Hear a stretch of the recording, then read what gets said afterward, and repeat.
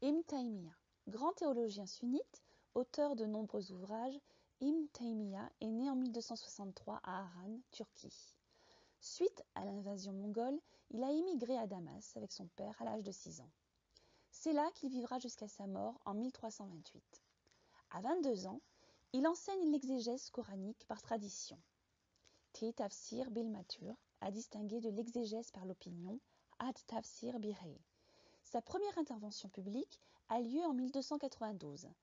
C'est à cette occasion qu'il attaque un chrétien ayant insulté le prophète et réclame sa mise en mort. À l'issue de cette accusation, le chrétien se convertira à l'islam et Ibn Taymiyyah sera mis en prison pour trouble de l'ordre public. Attaqué à plusieurs reprises pour ses professions de foi, il sera relâché systématiquement sans que son orthodoxie soit mise en cause d'une quelconque manière. Ses différents séjours en prison seront consécutifs à ses opinions en matière de jurisprudence. Aujourd'hui, l'œuvre d'Ibn Taymiyyah souffre de son abondance et de son militantisme. Ses lectures sont souvent reprises aussi bien par les oppresseurs que par les oppressés.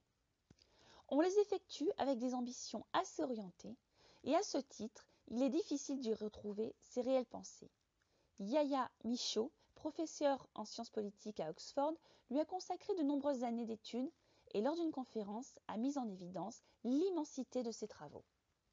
Ainsi, Ibn Taymiyyah soutenait que l'homme est au carrefour de 2 dimensions. Il est créé par Dieu et est appelé à marcher selon un chemin. C'est par l'attention que l'homme a la révélation donnée par Dieu qu'il peut devenir quelque chose. Mais l'homme n'est pas qu'une chose, l'homme peut également devenir un serviteur actif au service de Dieu par l'adoration et en s'investissant lui-même. En bon serviteur, il doit aimer son apostolat. Mais si les notions d'amour et de soumission sont indispensables, il doit impérativement garder sa raison. Le fou ne fait pas partie des amis de Dieu, contrairement aux soufistes qui prônent l'amour sans limite et sans règle. Le soufisme apporte à l'islam une dimension poétique et mystique qu'on chercherait en vain chez les exégètes des textes coraniques. Par ses aspects ésotériques, le soufisme présente des pratiques secrètes, des rites d'initiation variables selon les maîtres qui l'enseignent. Les soufis sont respectueux de ces pratiques qui remontent au prophète lui-même.